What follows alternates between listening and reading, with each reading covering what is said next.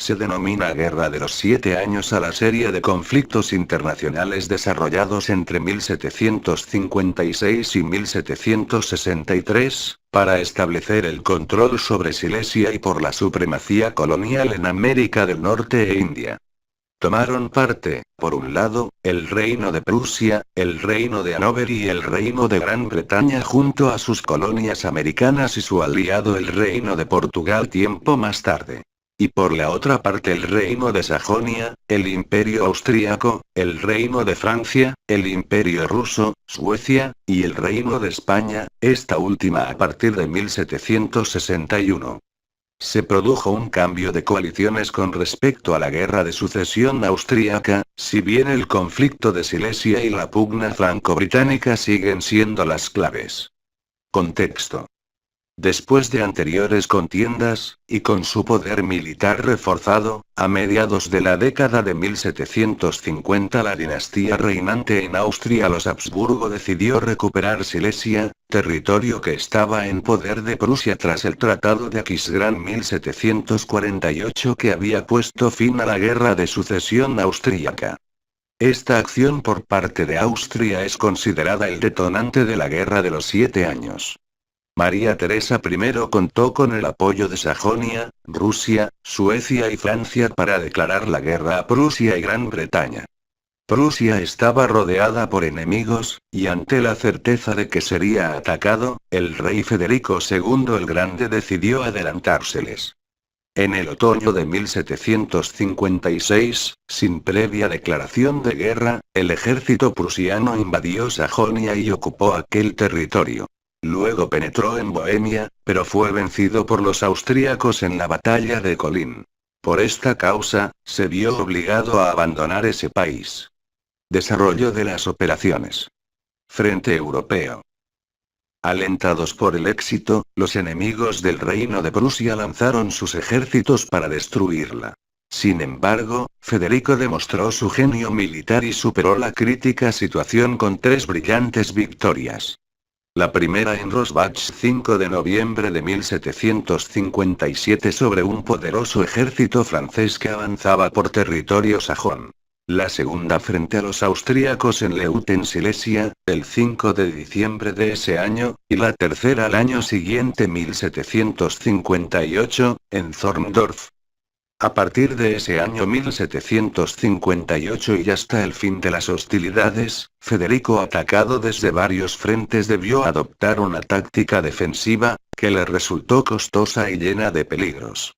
Los rusos unieron sus fuerzas con los austríacos y ambos ejércitos derrotaron al rey prusiano en Kunersdorf, cerca de Frankfurt del Oder 12 de agosto de 1759. Allí sufrió el más grave revés de su vida militar. Sin embargo, los aliados no supieron aprovechar ese triunfo porque estaban agotados y carecían de unidad de mando. Se demoraron en avanzar, error que utilizó Federico para rehacer sus fuerzas y obtener, al año siguiente, 2 triunfos sobre los austríacos Liegnitz Silesia y Torgau Sajonia. En 1759, la Prusia Oriental estaba en poder de los rusos que habían tomado Berlín. Sin embargo, Gran Bretaña y Hannover vencieron sorprendentemente al Reino de Francia. Además, se produjo la retirada de la Guerra de Rusia y Suecia 1762 debido a que, a la muerte de la emperatriz de Rusia, su sucesor, Pedro III, que admiraba a Federico, firmó un tratado de paz, que también fue apoyado por la sucesora de este, Catalina. Además se firmaron 3 tratados: Tratado de San Petersburgo, Tratado de París y Tratado de Hubertusburg. Frente americano. En América del Norte, Francia se encontraba en retroceso tras haber cedido en 1748 la fortaleza de Luisburgo en la isla de Cabo Bretón a cambio de Madrás. La guerra comenzó en 1754.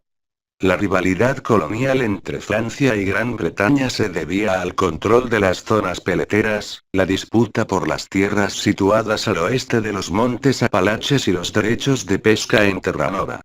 Francia quería frenar la expansión británica hacia el oeste, mediante la construcción de una cadena de fuertes, entre sus territorios canadienses y Nueva Orleans. En los primeros años logró acumular varias victorias, pero en 1757, William Pitt el Viejo puso al general británico James Wolfe al mando de las tropas en América. Como consecuencia, en 1759 conquistaron Quebec y al año siguiente capituló Montreal. Los británicos habían conquistado todo el Canadá francés. Con respecto a España, Gran Bretaña había aumentado los agravios de modo considerable: apresamiento arbitrario de buques españoles, establecimiento en Honduras para la corta del palo Campeche o el aumento del contrabando, entre otros. El gobierno de Carlos III, pese a que inicialmente se había mostrado partidario de mediar entre ambas potencias, no tuvo otra salida que buscar el acuerdo con Francia ante la necesidad de defenderse de la agresividad británica.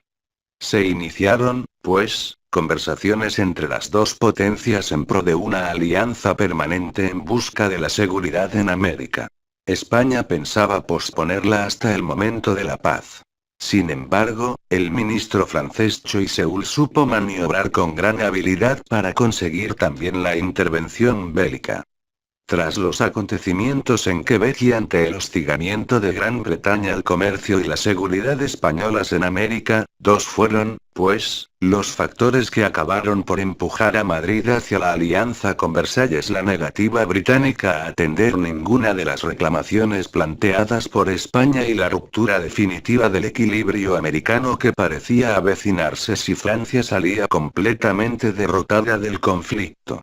Bajo estas premisas se firmó el Tercer Pacto de Familia 1758-1761, muy distinto de los anteriores en sus objetivos más profundos, pero con un común denominador: ser una alianza frente a la poderosa Gran Bretaña. La firma arrastró a España a una guerra para la que no estaba preparada y en la que, ya de entrada, se unía al lado perdedor. Quizás se vio obligada por las circunstancias, pero esta participación al final de las hostilidades no puede ser considerada más que como un error. Declaró la guerra a España el 4 de enero de 1762.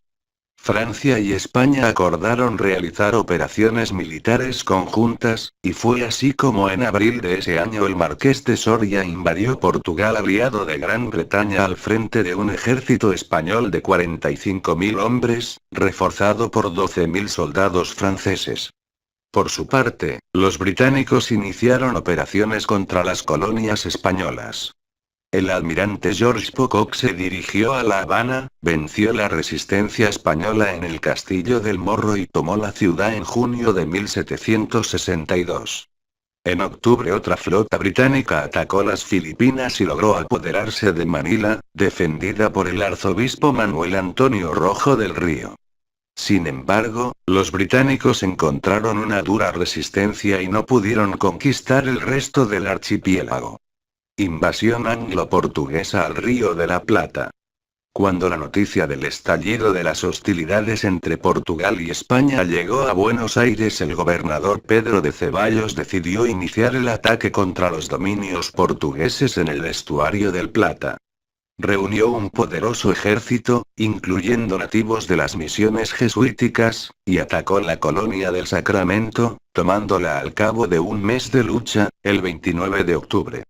Ceballos reforzó las posesiones españolas y ocupó Maldonado. Mientras, Gran Bretaña y Portugal organizaron una flota combinada, que fue costeada por la Compañía Británica de las Indias Orientales, y la enviaron al Plata con la intención de apoderarse de ambas márgenes del estuario. Acordaron que la banda oriental quedaría en poder de Portugal y la banda occidental, incluyendo Buenos Aires, sería entregada a Gran Bretaña. La flota llegó al Río de la Plata en enero de 1763 y atacó Colonia, que fue defendida tenazmente por las tropas del gobernador Ceballos. Tras perder varios navíos, la escuadra anglo-portuguesa se retiró de la zona. Ceballos aprovechó su triunfo y lanzó su ejército contra Río Grande, logrando tomar los fuertes de Santa Teresa y San Miguel. A continuación se dirigió contra San Pedro, pero debió detenerse al conocer la noticia del Tratado de París 1763 que ponía fin a la guerra.